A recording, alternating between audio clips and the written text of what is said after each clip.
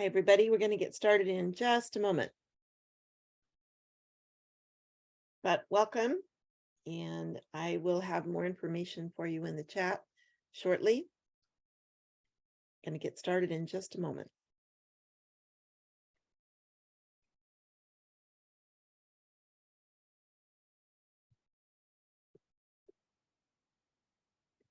All right, I have 2 o'clock, so I'd like to welcome everybody to the December Alive Academy, our last one for the year, and we're very excited to have a great presenter for today. I'm Gretchen Jordan. I'm the Alive Association Manager, and also here in the background with us is Michelle Reamer, the Alive Board President, and more about Michelle in a little bit. And then also Kayla, who I'll introduce in just a moment. I want to just briefly go over our agenda for today. This is a 60-minute webinar, so just a tiny bit of housekeeping introductions. We'll do the presentation and there will be time. We have time planned at the end for questions, discussion, and then a few announcements. So just a little bit about the housekeeping. Just keep yourself on mute. There will be an opportunity to ask questions where you should be able to unmute and go off on camera if you'd like to do that as well.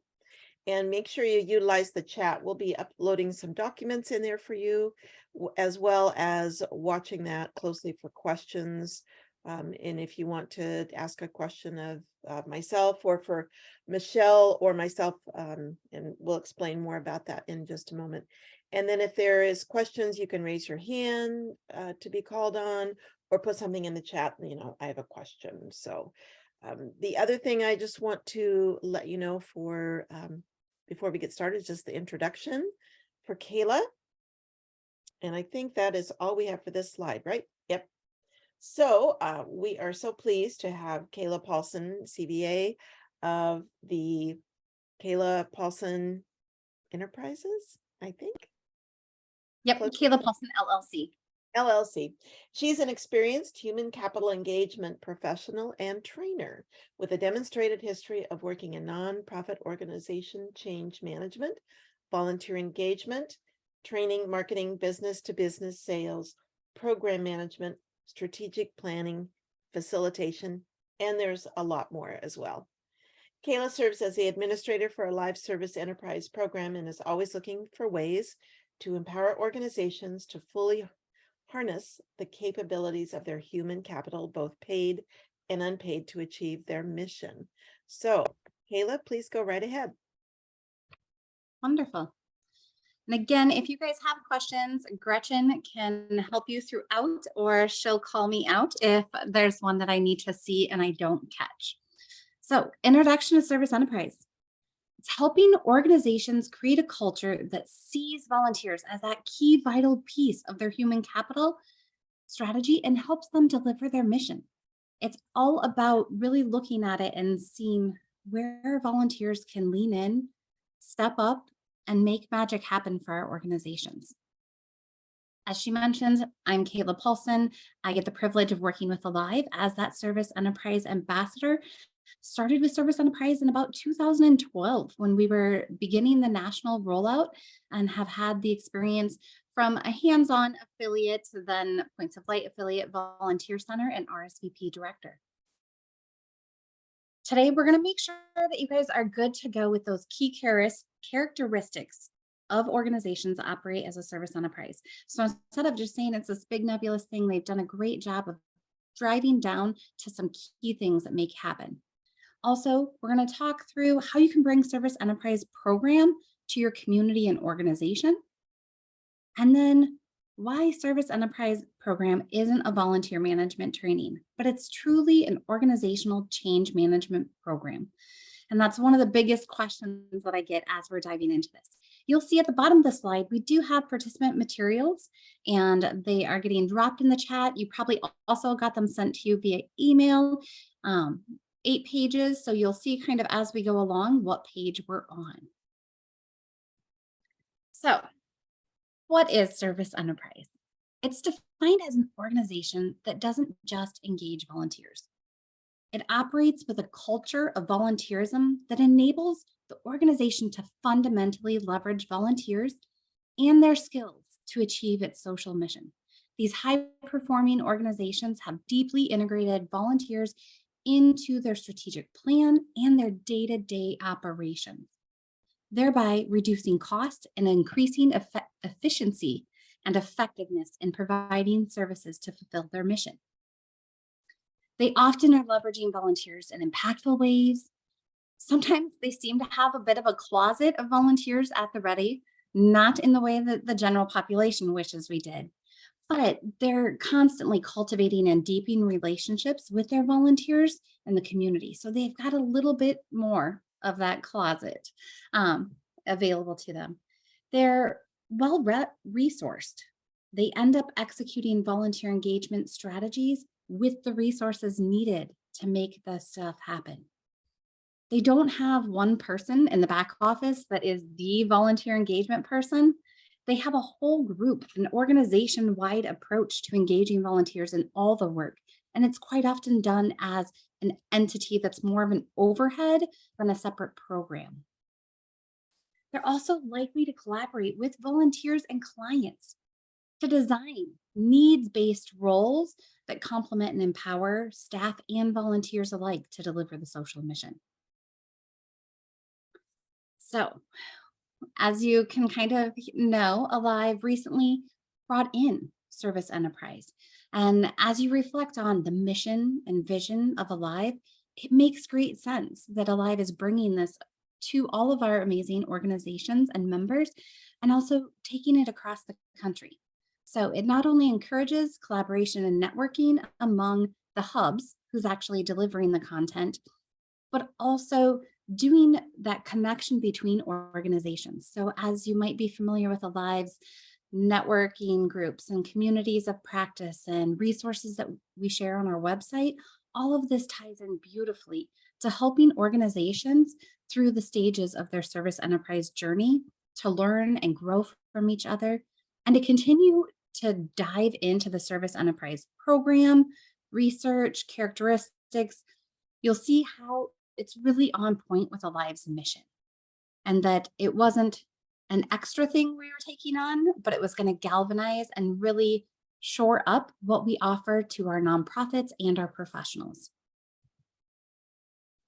So our goal with Service Enterprise, it's really to strengthen the capacity of nonprofits.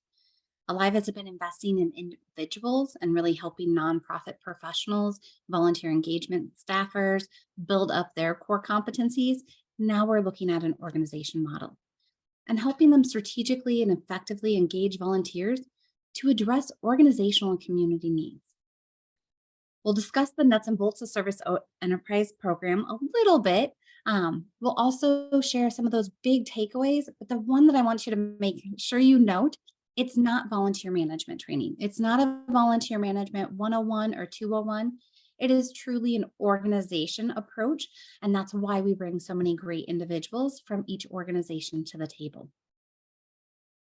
That change management focuses on the value and benefits of engaging volunteers in meaningful and mission-focused ways. It's also learning and employing best practices in volunteer engagement. They're certainly part of the roadmap to becoming a service enterprise. We definitely are getting a whole organization to have those practices. The program itself, though, isn't just for volunteer engagement professionals. It's for leadership at organizations, multiple senior leaders. It's for board members. It's for program management staff to really help them change the way they think about volunteers and the potential that volunteers bring to delivering their mission. Now, Service Enterprise has been around for about 10 years now on a national scale. So I just wanted to quickly share with you, in 2009, it was started off with some research conducted by Reimagining Service. They were working with TCC Group, Deloitte. They identified that ultimately there were some guiding principles and characteristics of what they would now call service enterprises. In 2011, California volunteers worked with local volunteer centers to design a curriculum and supporting program that helps them on their journey to move towards operating as a service enterprise. Then, now AmeriCorps, but back then CNCS helped provide funding through the Volunteer Generation Fund, which brought in additional development support of RGK Center. We had University of Texas at Austin, TCC Group. They really worked to develop and pilot in California in 2012 a research-based assessment tool called the Service Enterprise Diagnostic that was created by Algorithm. Now, to date, we've got about 650 organizations across 31 states that have been certified or are recertified. And in 2002, we made another update to the diagnostic to keep it relevant, to make sure that we're better capturing the results and influence that the organizations need to make improvements in. So it really looks at not only where is your organization currently, but what do you need to do and where are some of the low-hanging fruit that you can make happen? Sorry about that. Now, within the last couple months, Alive has stepped in to be the licensor and is going to be leading this effort across the nation to make it more accessible and palatable. We're bringing in a consultant to do some work on refreshing the curriculum and adding that equity lens and making sure we've got diversity, equity, inclusion, and justice in it. So research, concepts, and characteristics. We're going to dive a little bit more into the findings. We'll talk current landscape, and then we'll look at those characteristics individually. Guiding principles. Again, when they did the research, they saw it needs to be a volunteer ecosystem. All sectors need to participate in this evolution. You can't just have nonprofits doing this alone. We've got faith-based organizations, we've got school districts, all sorts of entities on that side. You also need to have your government, your foundations, your corporations working together to play the important role of moving and advancing the way that we effectively engage volunteers. The second, make it core. Volunteer engagement cannot be an add-on. We need to make sure that volunteers help an organization and serve the community, the people that are benefiting from that organization. And as we change those core economics of an organization, because they are investing in volunteer engagement and they're getting a higher return on investment, it allows them to go to the scale more quickly. Locally, I saw my organizations that were service enterprise manage things much differently when COVID shut everything down than ones that weren't able to quickly take programs to scale. It also needs to focus on true community need. We need to make sure that we know what does the community need and how are we best suited to respond to that. How can nonprofits really not just supply volunteers and the community isn't just supplying volunteers, but identifying key priorities in the community and then purposefully seeking out the right volunteers with the skills needed to address those priorities. Sometimes, and I'll hang the mirror myself, sometimes we let the supply chain of volunteers dictate the work, and this gives us permission to pause and time to really look at, yes, we want to have warm body opportunities also, but how can we take the next step and make sure that we've got some great skilled roles that we can leverage and help make our missions happen? Then, in order to get a return, you have to invest. We know that service enterprises often get a 3 to 6 times the return on their investment. But we need to make sure, do we have staff? Do we have the resources? Do we have the things needed to help make it so that that financial investment in volunteer engagement can turn into strong volunteer engagement practices and great volunteers that help deliver our missions? We also know we need funders. We need entities locally, nationally that know the value that volunteer engagement can bring to an organization and help us achieve those broader missions and to raise their voices so that others in the funding community can learn from those stories. Okay, so we've already shared the definition, but I wanted to put it up here again for a second as you think about it. They operate with a culture of volunteerism that enables them to fundamentally leverage volunteers and their skills to achieve the social mission. As you reflect on that, what excites you about the possibility of your organization operating as a service enterprise? I would love for some of you to come off mute, raise your voice. I would love to see it in the chat. I will quick add them to this slide if we get some individuals be brave.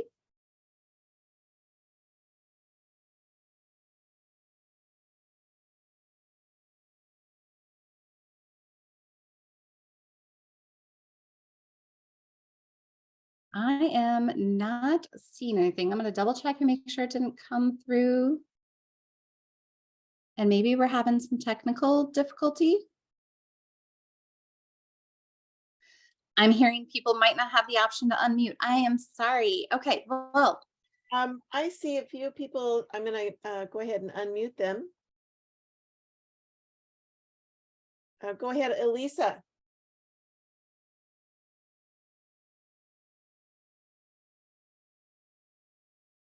Elisa, you look. Oh, I'm okay. I was just letting you all know that you have to unmute us. Oh. Okay. Do you have anything that excites you, or are you good to go back on mute? I'm good to go back on mute. Thank you. Great. And then Brianna also had, and Jackson says he can unmute, so go ahead. Hello. Yeah, Hi. Jackson. Hey, so I think one of the most exciting possibilities that comes with this service enterprise opportunity is just kind of having a clear base for our foundation on like what our vision is for volunteer recruitment. Because currently the organization that I work for, we have a great need for volunteers, and we do tend to meet our need to like to an extent that gets the job done. However, we do find times where we kind of are struggling to meet that need, and we have to kind of ramp up, the pressure that we're putting on, and sometimes that can seem almost robotic in a sense, like kind of forcing that need rather than if we were able to just kind of organically fill that need. So I think just from what we've learned so far, I think kind of dedicating ourselves to that, to being an organization that kind of has that volunteer ecosystem in a sense that you had mentioned, I think that could be an exciting thing, because it kind of it makes the organization kind of commit to that need, and by committing to that need, it makes it so that we don't come into those times where we may not have our volunteers. We may need to ramp up the pressure for that. Wonderful. I'm dropping the ones that I'm seeing in the chat, and it looks like we've got Karina with her hand raised. So I'm gonna have you speak, and then we'll move on. And I've looked at this program in the past, so I was excited to see that Alive is taking this. For me, I didn't pursue it at that time, but I'm looking at it again, and I think because my volunteer department is mature compared to other departments like in my area of Texas, it's like, we're going to be 40 years old next year as a volunteer department. So where do I go from here? What is the next level? How do I kind of flex our maturity and our expertise? And I feel like Service Enterprise might be an avenue to do that. Yeah. Wonderful. Well, I don't know if you all are able to see the chat, but there are some great things coming through. We will save it and I'll send it out with our notes. So please keep the excitement coming through and share your perspectives as we continue to dive into the presentation.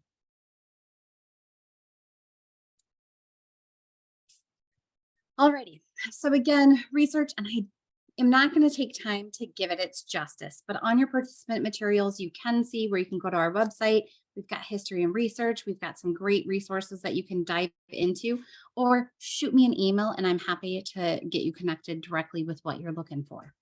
But the big piece that kind of got me hook, line, and sinker originally back in 2011 was they have a program, and it's called a Core Capacity Assessment Tool, a CCAT is what TCC Group used.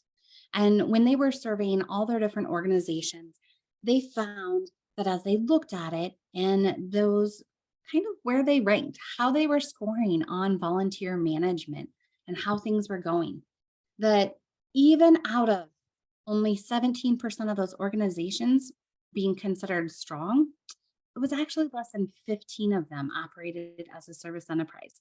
So Karina, you are right on target on this. This can help you leverage that maturity. And as my son would say, since he's a gamer, level up. It really is for the organizations that are doing great work to level up and achieve greatness. As we dive in, they then said, okay, out of these organizations that are doing this, they were asking CEOs who rated their organizations as effective. So you'll see on my left, we've got, some core things about volunteer management. But I want you to really recognize the highest a CEO at that time rated was 30% of them saying that they were good, effective in valuing volunteers and appreciation. And resourcing was our lowest.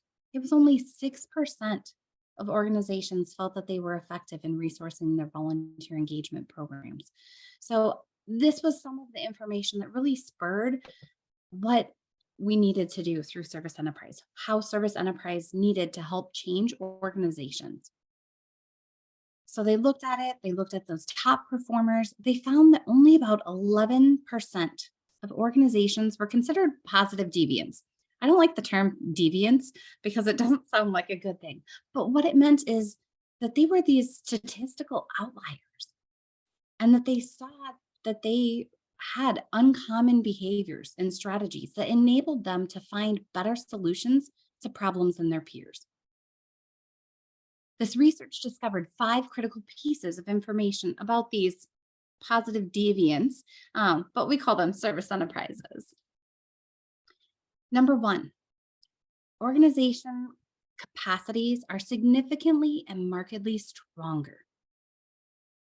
That these organizations, the data shows the difference was unlikely to occur by chance, that it is distinctly stronger.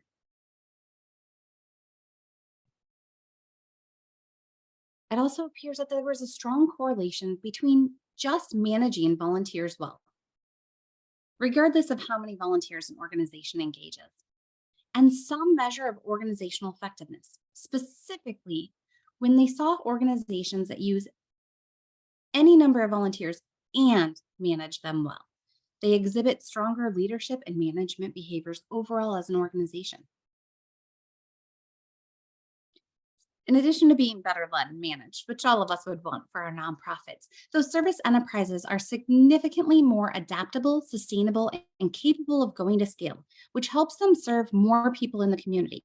That's why 50 plus is kind of a defining number when they were looking at this research.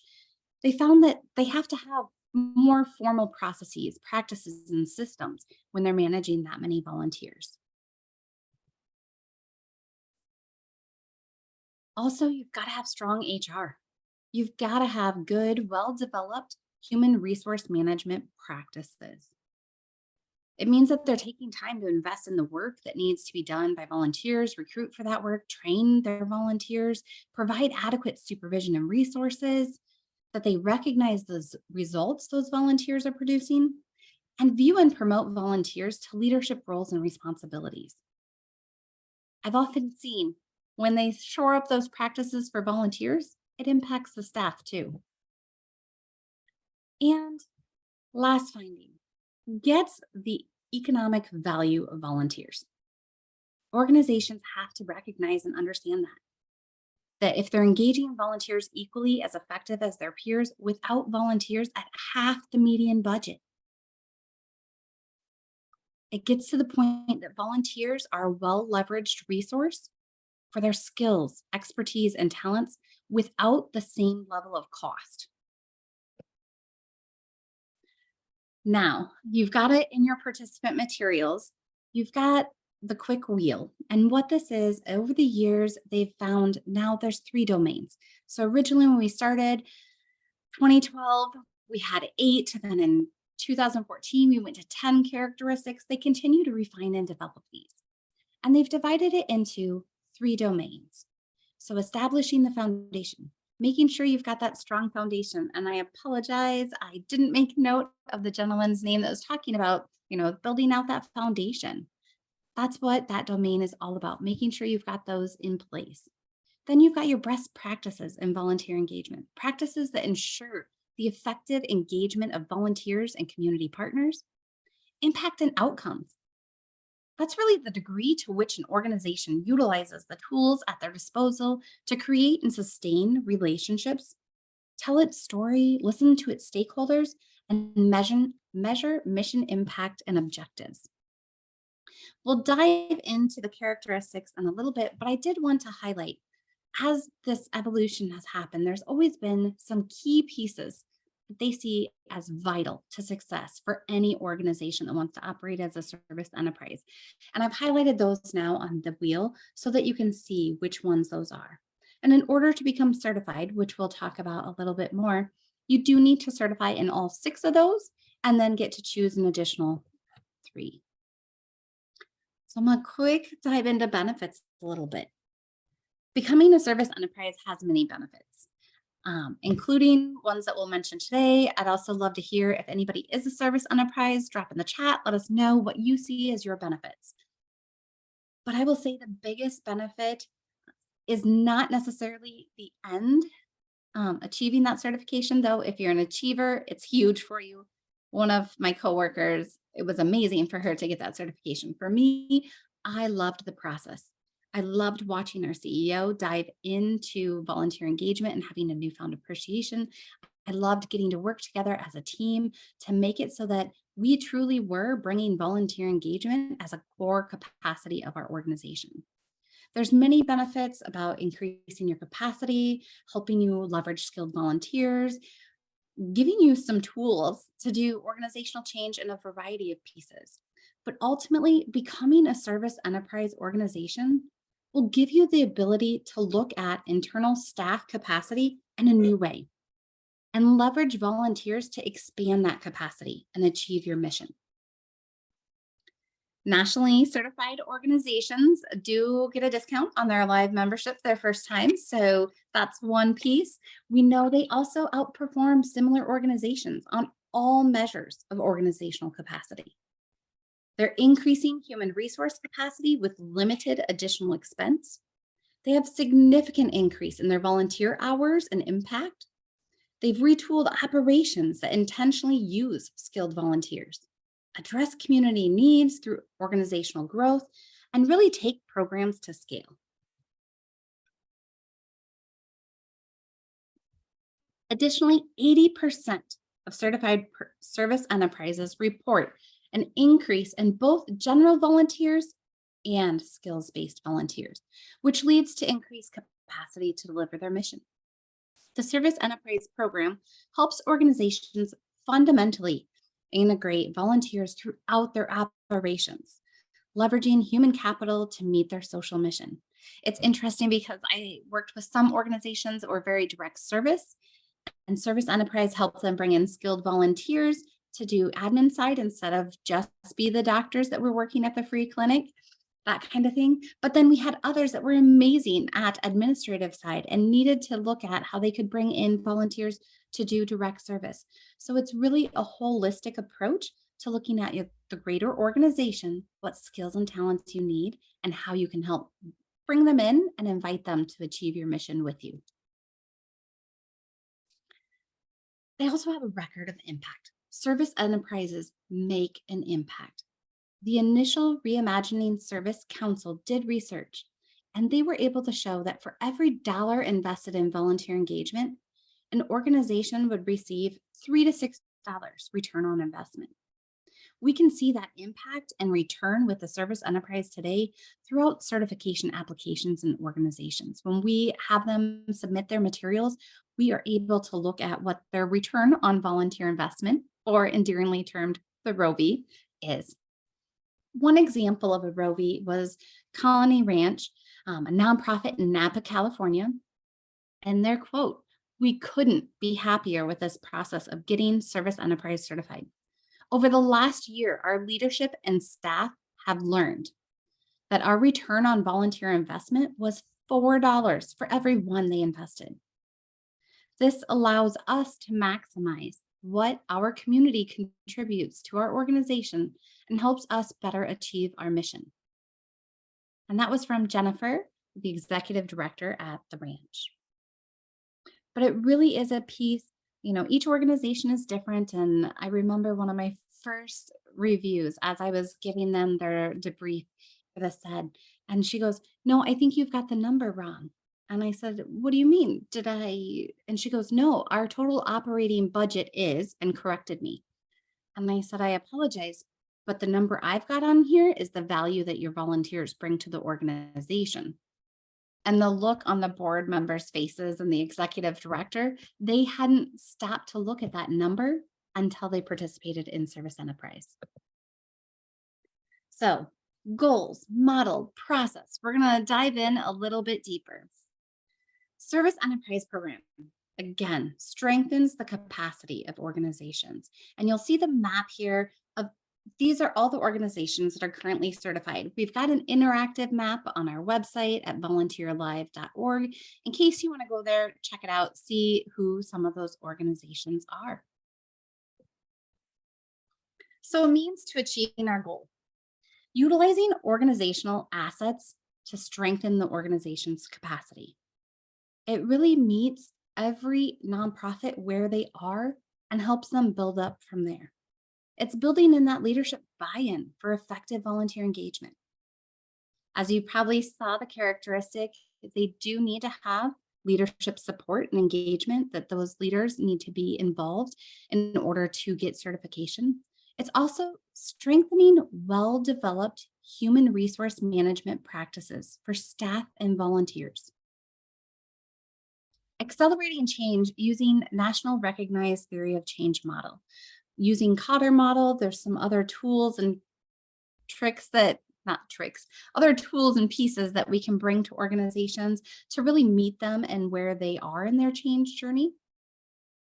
And then developing a collaborative, supportive cohort with other participating organizations for peer support and learning. Those relationships last long after training ends. I know in many communities and in a virtual platform, you're able to connect and share. It also is great to polish each other's wheels instead of having to recreate them.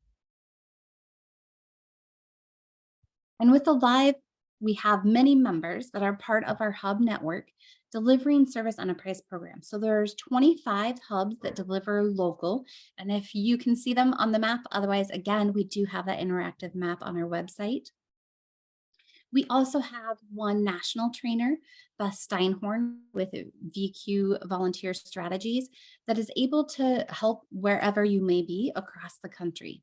I know we've got some associations, volunteer centers, volunteer conveners on the call today. If you have grant requirements to build capacity of nonprofits, I encourage you to reach out to a hub and see how could you bring it to your community? How can you be an active part of that process so that it might be able to help you not only improve how volunteer engagement is at your organization, but also be able to meet some of those grant requirements. If you want to learn more about how your organization can become a hub to deliver the program or would be interested in hosting a cohort in your community, let us know. You can email me. I've got my information in the slides and I'd be happy to connect with you via chat. But you can check in to see, is there a hub in your area? If not, we'd love to have you look at what that might be for you.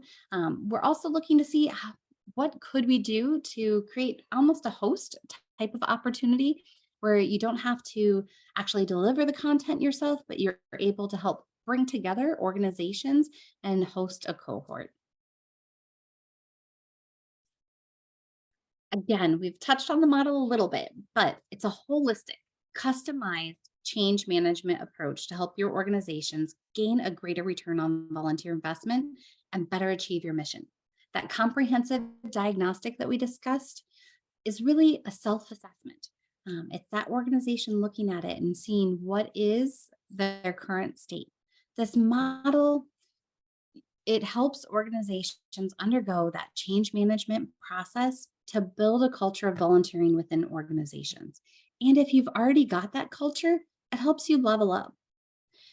It puts in place those needed processes and systems to ensure that they can effectively manage volunteers and strategically integrate volunteers throughout their operations. A big piece to also think of that is it gets a multiple people together. You're not one volunteer engagement professional implementing these processes alone. It's a team. This theory of change looks at the issues of strengthening the sector through a different lens than a volunteer management training does. Now, don't get me wrong, volunteer management is very important, and Service Enterprise Certification provides framework and support for organizations to lead a change management effort inside their organization so that they can build a culture and organizational support structure for supportive and effective volunteering. We know it's a roadmap to success, and there's kind of a 7-step process to becoming a service enterprise that I'm going to walk you through. We've got a wheel. Honestly, for layout on your participant materials, I did a bit more of a timeline just so it would lay in better. But that diagnostic, self-assessment, it is a minimum of 3 senior leaders. We also, I would say, usually it's 10 or fewer individuals. We've seen some do a little bit more than that. And your coach, your hub, can work with you to find out who would be a good fit. But often you want a cross sector of your organization. You want, if you're looking at your org chart, some at the top, some at the bottom, left, right, get that nice cross-functional approach. We've also seen some that have staff-like or very integrated volunteers that participate in their service enterprise diagnostic. But those participants go through and rate how strongly they agree or disagree with different statements. They ask a lot of questions in a couple different ways to remove some bias.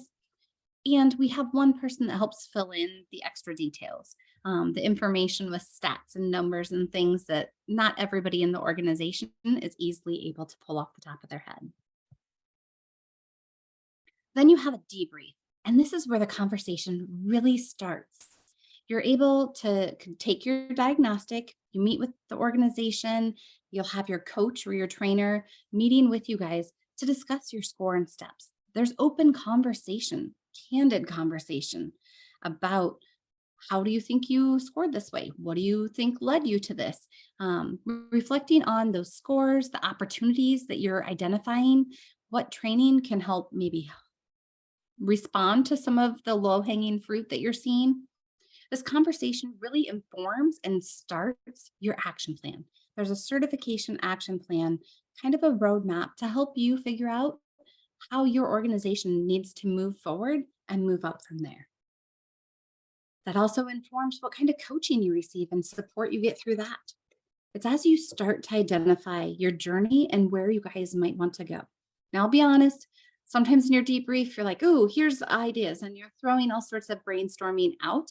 That doesn't mean you need to achieve it all to become certified.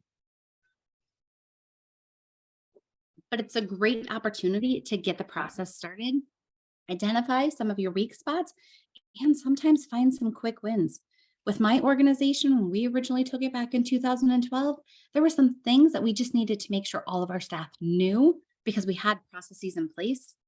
They just didn't all know about them and were actively using them.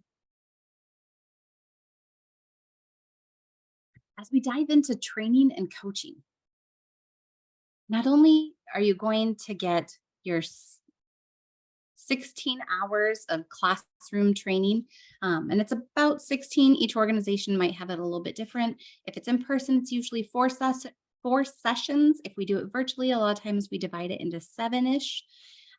But you'll notice that compared with volunteer management curriculum, this curriculum is much more oriented to organizational change management, and it helps you embed effective volunteering throughout the organization.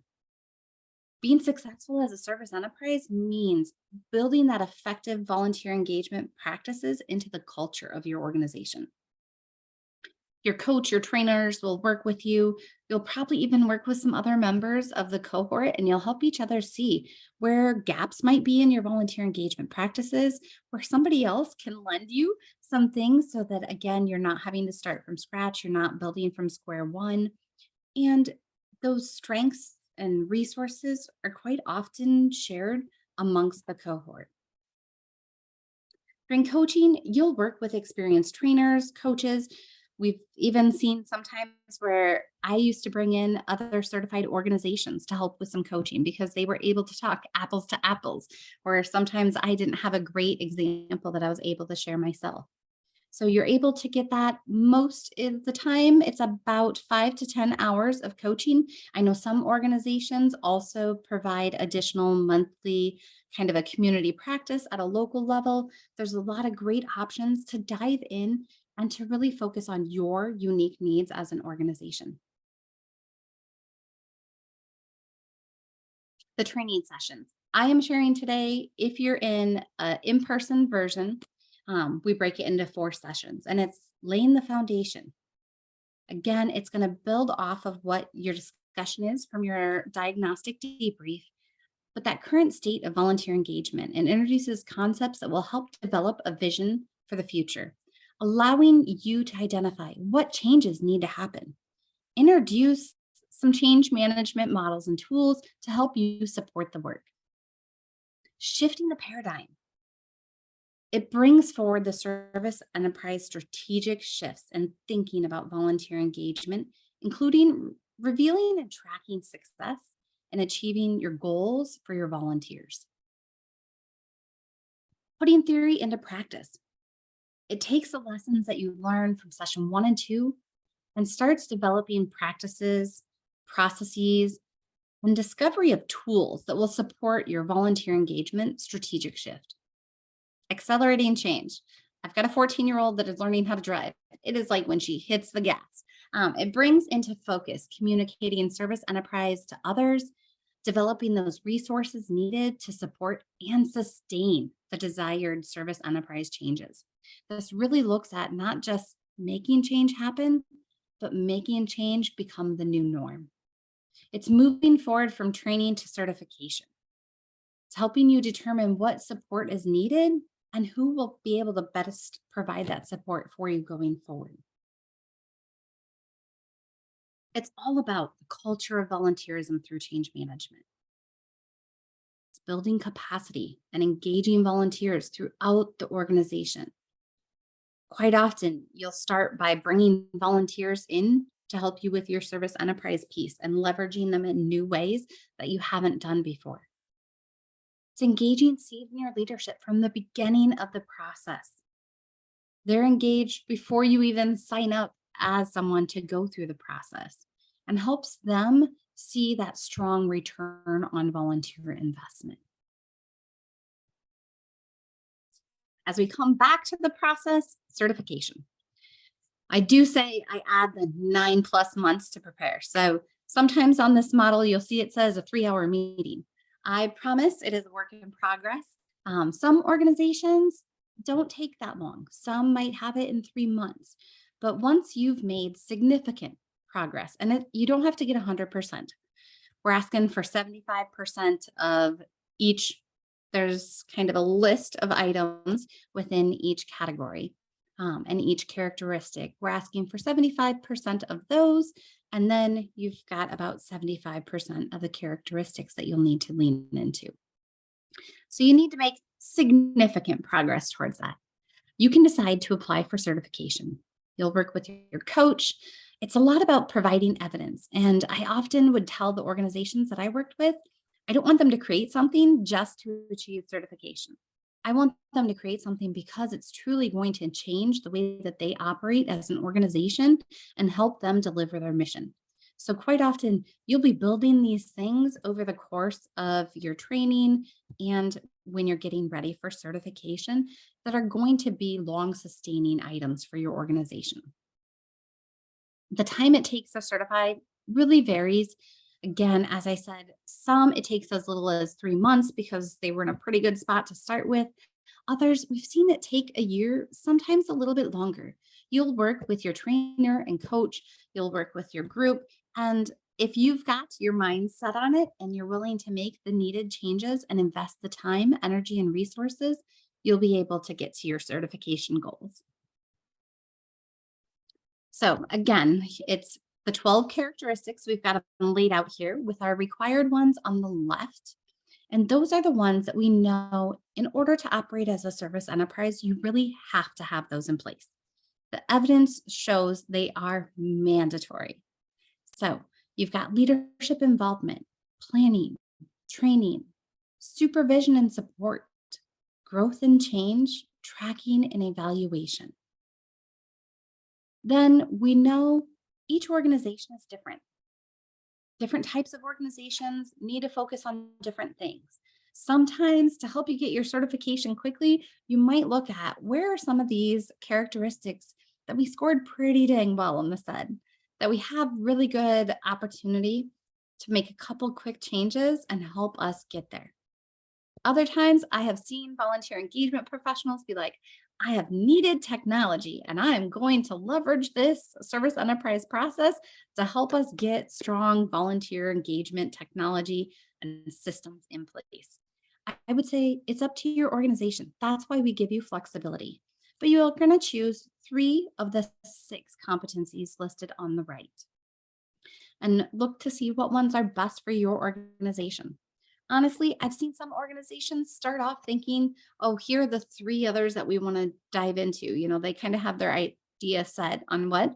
And as they work through the process and they see what will make the biggest change for their organization, they can vary. So up until certification, you can continue to keep that evolving. Following an evidence review. So again, it's not a do we think you are doing this practice as a trainer, as a hub. It is actually showing evidence that things are in action, that you're not planning to do this, but that it's done, or that you're delivering a newsletter to your volunteers on a regular basis. You're offering trainings, people are attending trainings, that kind of thing is the evidence that you'll need. You'll also probably discuss some of those changes that helped you connect with volunteers, engage volunteers in new capacities, how you observe your current volunteer management practices and engagement.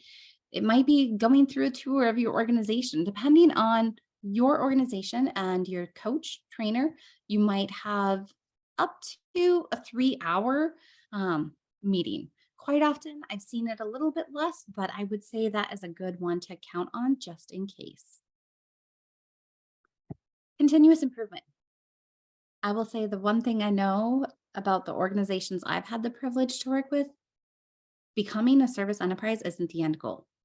Continuing to be a service enterprise is the end goal.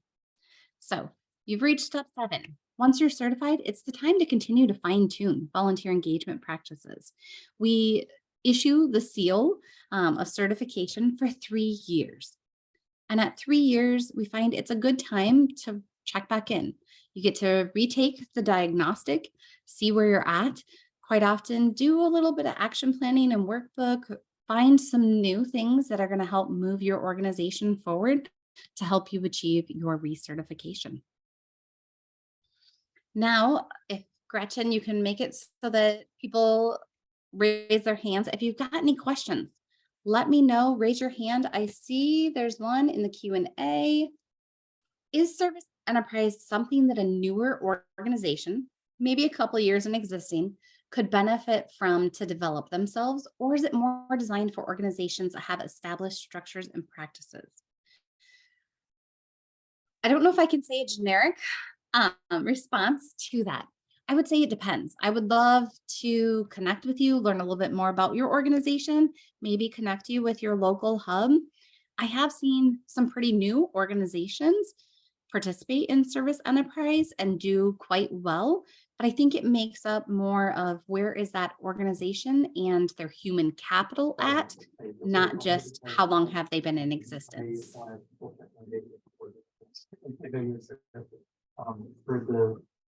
Gail, I'm just allowing everyone to talk. And I Okay. I am going to ask you, can you quick mute Ashley? I don't know if there's a male's voice in her background, but her box was glowing. Yes, I see that. I think she did. Okay, I just saw Julie, but can you share again briefly how a volunteer center would engage with this program to support our partner nonprofits? So if you don't have a organization, a hub in your local, I did double check with Beth Steinhorn to make sure she was good with me offering this.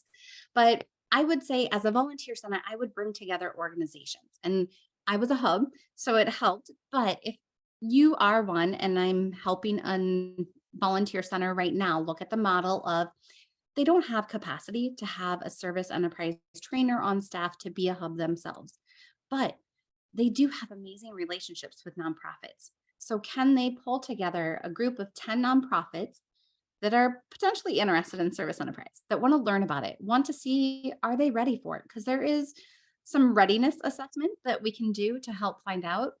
But then the goal is they're going to have 5 to 8 of their organizations participate as a local cohort so that they can build upon each other and really create that stronger relationship.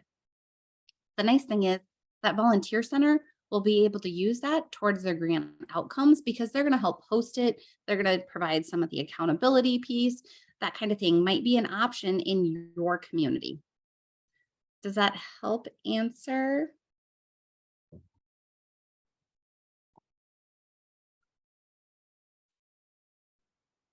We do have a couple options of virtual. So there's national trainers that can offer virtual. I know some of the local is offering virtual. Belinda, I apologize. The initial investment is not universal. So it depends on the local hub. So as a volunteer center, I have the privilege of being able to leverage some Volunteer Iowa VGF funds to offset and subsidize the cost. So Belinda, if you drop in the chat, let me know where you're from. I can connect you. I also want to make sure that hubs know, volunteer centers know, if you want to become a hub, you can. Even if you don't have a per se trainer on staff, we can maybe look to see what that could be and how. I know we have one hub that is leveraging a national trainer to help support them. So that is an option too. If you're like, ooh, I want to get my toe in the water, but I'm not ready to hire another staffer or can't put it on another staffer's plate. I see one took the SED last fall and pursuing certification in 2023. Whoop, whoop. Congrats, Carol. Taking the diagnostic is eye-opening. It's amazing catalyst for conversation at organizations.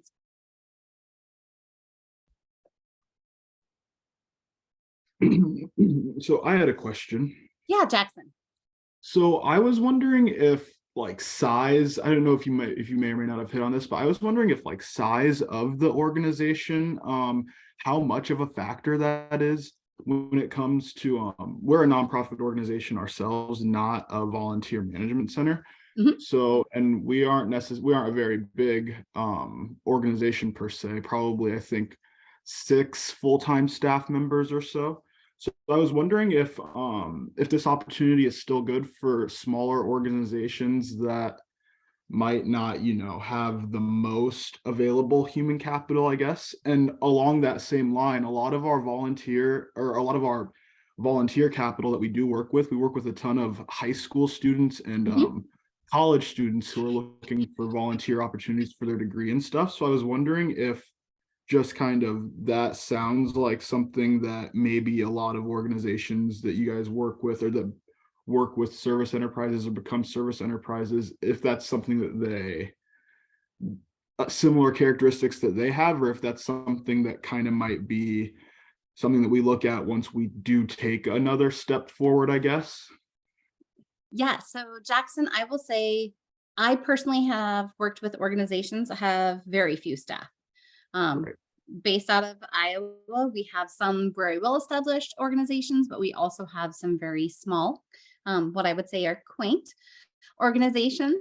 One had 1 full-time staffer and a part-time staffer. They successfully went through certification and are actively achieving recertification, if I think at the moment.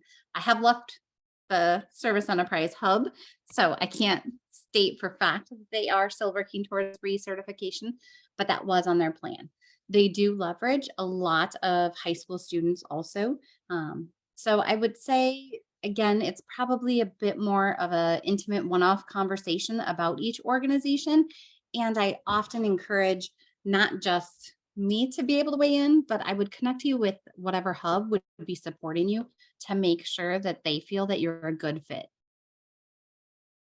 Awesome, thank you.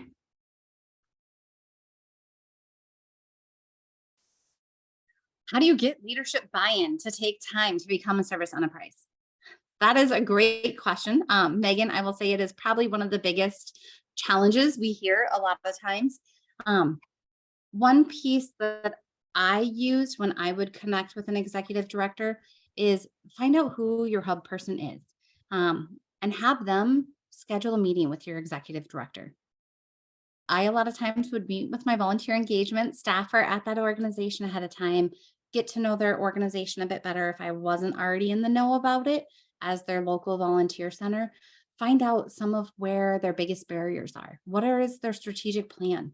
Helping look through that, because the piece that is instrumental in getting an executive director that leadership's at your table, as Amy Kane from City of Boulder said it quite nicely, is being able to show them that volunteers can deliver the strategic initiatives. Volunteers are a vital piece of helping your organization achieve its goals. So being able to talk through those pieces, being able to identify pain points that your organization is currently having and how you can address those. One organization I'm talking with, we're looking at staff burnout. And I said, I hear your staff saying they can't do more and they feel like they need to. And that's actually what's causing more burnout than the work that they're doing today. So we're looking at how can they leverage volunteers to help them achieve what they're needing and wanting to achieve. I'd be happy to connect with you one-off or connect you with your hub to help get a little bit more in depth of your particular case and scenario. Melissa, we do not have one in Southeast Michigan, but if you're okay with it, I'm planning to connect everybody with their hubs, just so that if you have further questions, they're a great resource to you. So Melissa, I will be connecting you with Beth Steinhorn from VQ Volunteer Strategies. I also often would say, if you have a sister organization in your community, or let's say you're Red Cross and there's another Red Cross that has become Service Enterprise certified, I quite often encouraged executive directors to talk to executive directors. My Service Enterprise executive directors sold the program better to other leadership than I probably did. So we can look to see if that's a possibility for you also. Again, not only do we train the organizations that want to go through Service Enterprise, but if you want to be a hub, you go through Service Enterprise. First, you won't want to kind of learn and do and practice as your own, but then we support and train those hubs, those trainers. We have a Train the Trainer coming up in January to help get everybody up to speed with the new curriculum and bring on new staffers that are working at hubs to get them ready to go. So it's a really well-supported network among hubs across the state. I will say, I joke sometimes, the reason I was able to pass my CVA when we were in the midst of a disaster is because I just kept saying, what would a Service Enterprise do? I was able to take my test and do spectacular because I knew what organizations needed to be and do, because I had been preaching it for almost 10 years as a Service Enterprise trainer.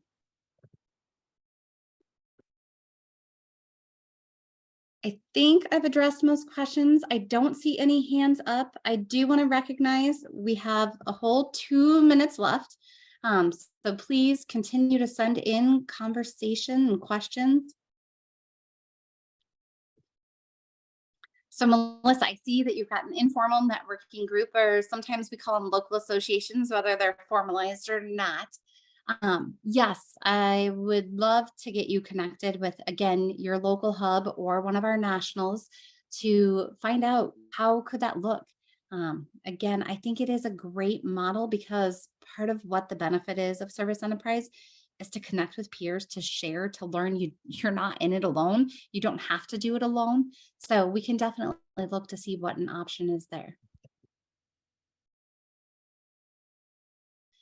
Yes, so Belinda, I don't know if you're referring to, and since I come from a United Way, I'm going to use the United Way model as an example. You know, United Way Worldwide or United Ways of Iowa could be a hub and help deliver and give the training to their members, their affiliates, their franchisees, for lack of a better term. So yes, we are more than happy to look at that. I've also asked one of our national trainers, you know, if, again, I'm going to pick on United Way Worldwide, if May Cobb and United Way Worldwide said, hey, we are interested in this, but we don't have capacity to be the trainer, there are options that we can look at to see how we can help make that happen and bring this to those affiliates.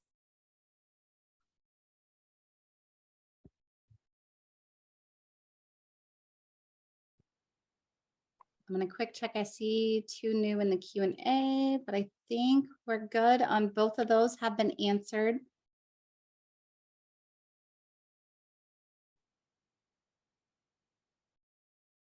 Do you see the question from Jackson there, Kayla, in the chat?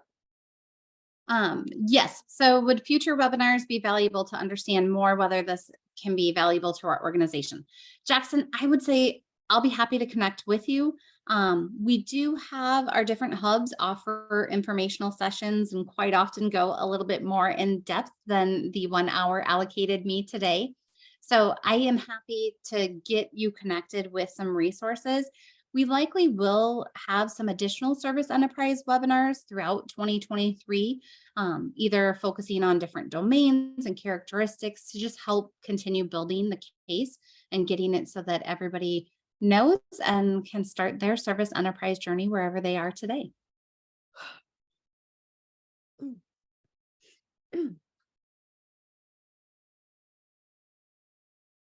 Well, Kayla, thank you so much.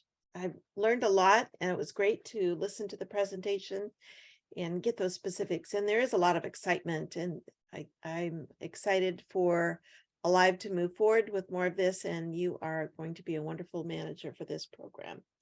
So I want to thank everybody, and just check out our website for the next 2 Alive Academies that will be available in January and February. They are on our calendar that you can find on our main homepage. Registration is now open. January's is about create your own career adventure, and February is presented by Beth Steinhord, and it is transforming disruption to impact. And you can learn more on our website. I want to wish all of you a good Friday, a good weekend, a good holiday. Thank you very much for attending, and thank you, Kayla, for presenting.